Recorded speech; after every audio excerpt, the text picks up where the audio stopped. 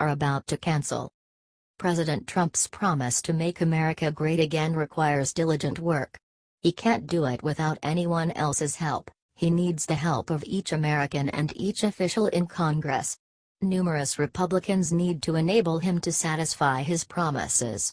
Be that as it may, liberals are pushing back, declining to collaborate, regardless of the possibility that it implies we endure. What's more, now the Republicans' most recent intent to complete things is doubtless to unsettle the quills of heavy-hitter liberals. Via Daily Caller.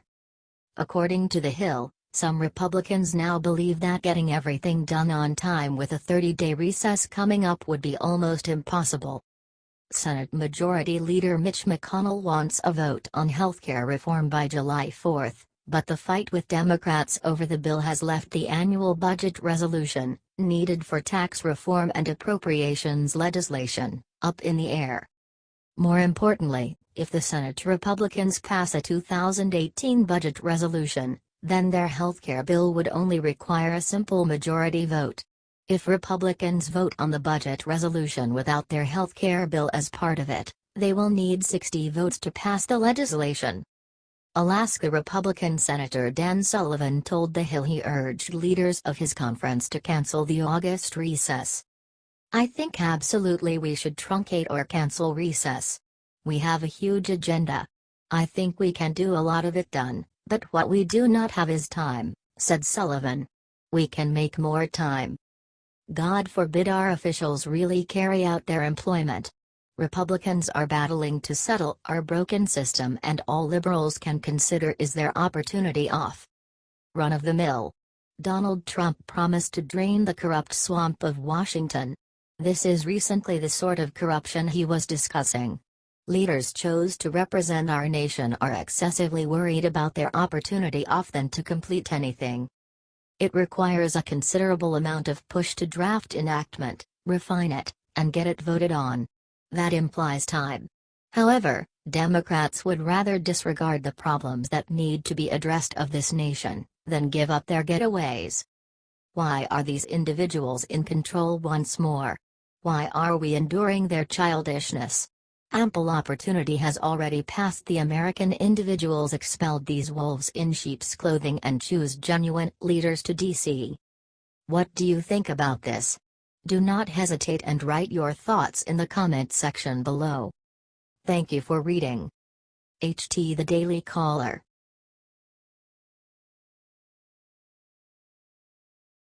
The silence is broken. Newt Gingrich makes shocking reveal. He just said 3 simple words that will end Trump-Russia investigation for good. Newt Gingrich has one justifiable motivation behind why you shouldn't put stock in the free Russia investigation. Keep in mind a couple of things. The investigation's head, Robert Mueller, should be nonpartisan. What's more, in fact, when he was first contracted, everybody applauded him for being quite recently that. So it's a little odd that his activities are currently indicating support to Democrats. Which might be the reason Gingrich is stating that his investigation is rigged. Via MSN.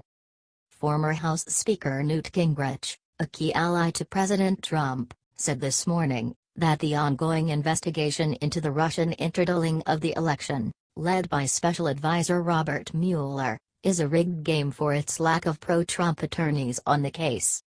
While Gingrich said he would not recommend that Mr. Trump should fire Mueller, he questioned the investigation's impartiality since Mueller has so far hired 4 Democratic attorneys.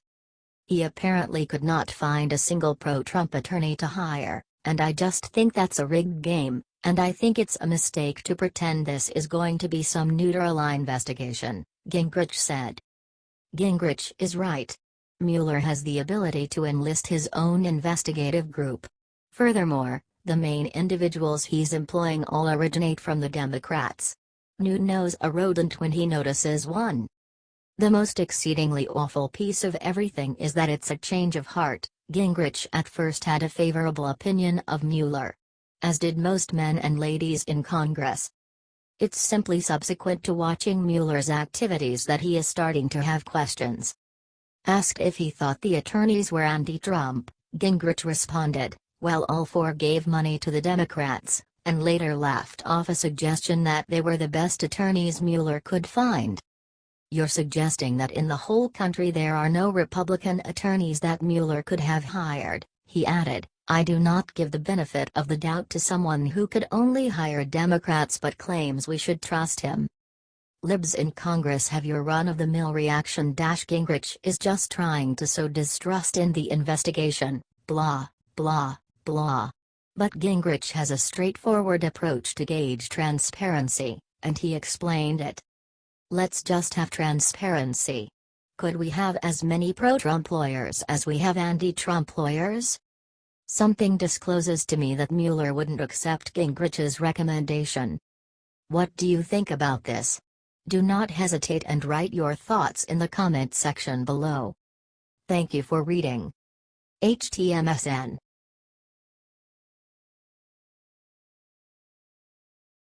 Happening now. California's top judge drops shocking order to ICE. You won't believe what she demand. Your normal liberal likes to run his mouth, yet he's presumably not very enthusiastic about actions. Be that as it may, it's the actions liberal that you have to stress over. Those are the ones that will do the most to undermine the law. This case is no exemption. It's a dependable fact that lib governors and sanctuary cities are doing their absolute best to obliterate the rule of law in the Trump Organization. Ignoring government law, and imagining they're not infringing upon the law, is making the liberal professions of the greater part of these legislators. In any case, a large portion of them hold back before really pushing back against the president. Rather, they simply decline to consent to his requests. Be that as it may, this lady is unique. She's effectively driving ICE out of California courthouses. Also, she's planning to move down her dangers with laws of her own. Via Daily Caller. California's top-ranking judicial officer has waded again into a politically fraught debate over the Trump administration's immigration enforcement policy.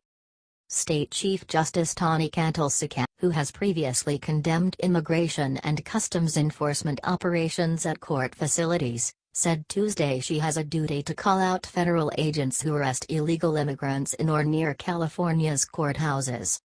The lawmaker's remarks came as the California Assembly legislature took over Senate Bill 54, a proposal that would prohibit the use of state and local public resources to assist federal immigration enforcement. If enacted, the so-called California Values Act would effectively cut off all voluntary cooperation between local law enforcement and ICE, except in cases required by federal law. We should influence it to clear what's being done here. Suppose you're nearby law implementation.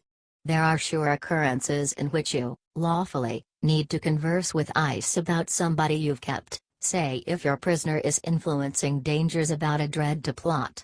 At that point call ICE. Also, country security. However, numerous more aren't as legitimately clear. Trump is asking, and Sessions is demanding, that local cops talk with ICE in those circumstances also. What's more, Tani Cantal-Sacca is stating, "No, you may not. Truth be told, we've made a law to keep you from doing that without facing prosecution." To put it plainly, any nearby California law authorization that volunteer information to ICE now confronts imprison time. Furthermore, any ICE specialists that search for unlawful outsiders on California state property? Indeed, they're presently kicked out. The legal agents of the USG would now be able to never again legitimately be on California state property, practicing their obligations. This is liberalism crazy. What do you think about this? Do not hesitate and write your thoughts in the comment section below. Thank you for reading. HT The Daily Caller.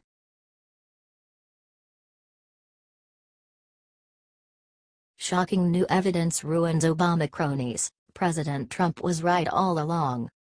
Liberals still cry about a non-existent Trump-Russia scandal, while helpfully disregarding the wrongdoings of our nation's past president. The way that Barack Obama violated the Constitution and around 12 different laws while in office is no longer up for question. It's quite recently hard actualities with a pile of evidence to help them. What's more, when Donald Trump started his keep running toward the White House, everybody knew the Democrats, headed by Obama, obviously, would successfully remain in his direction. This incorporates election fraud, which has completely exploded for the current year because of Trump's internal investigation that has officially demonstrated Democrats drove a huge number of illegals to the surveys.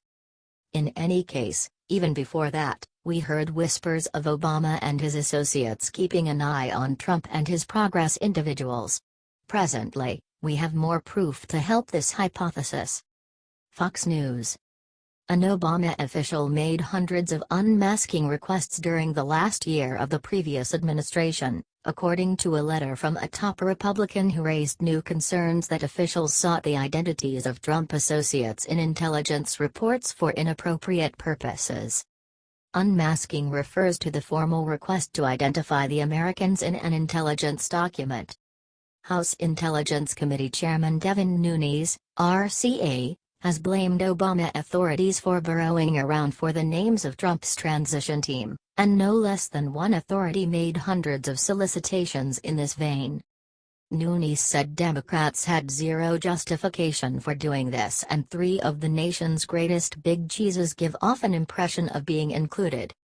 Previous CIA Chief John Brennan, previous National Security Advisor Susan Rice, and previous UN Envoy Samantha Power. The last has all the earmarks of being at the focal point of Nunes' accusations. Essentially, these insiders endeavored to keep an eye on Trump's team by looking for information within intelligence reports, and truly, there was no other explanation to jump into those reports, as per Nunes. Moreover, it's attainable that such data could be leaked to the press, yet another enormous issue the White House has had for the current year. What's more, who is in charge of the majority of this? Believe it or not, the Democratic National Party, whose best individuals can maintain a strategic distance from features of flawed or even criminal conduct. When are these individuals going to begin paying for their violations? All the more critically, when will a greater amount of America realize they've been lied to and controlled for over 10 years? What do you think about this? Do not hesitate and write your thoughts in the comment section below. Thank you for reading. HT Fox News.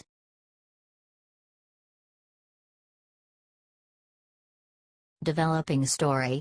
Look, which U.S. ally just admitted they've been spying on the White House for years. This is terrible. All the discussion, fake news, and build-up around Russian spying and hacking has clouded one vital thing: once in a while, your genuine foes are covered up on display. Furthermore, nobody presumed this nation would be a foe of the U.S. We should talk spying, each nation does it, and each nation lies about it. It's a given that Russia is keeping an eye on the West and that we are keeping an eye on her. Yet, keeping an eye on partners isn't the same. It's exorbitant, and it can prompt colossal PR issues.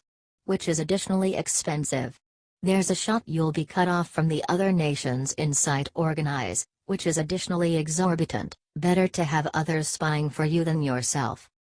It's a ponder, at that point, that a standout amongst the most monetarily splendid nations on the planet is caught up with keeping an eye on the U.S., its partner, Germany makes them disclose to do. Via Conservative Tribune.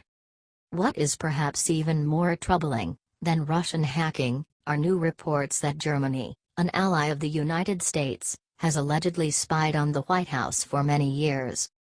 According to an exclusive report from Der Spiegel, German publication was shown to prove that between 1998 and 2006 German intelligence agency BND spied on hundreds of targets in the United States, ranging from universities to the White House.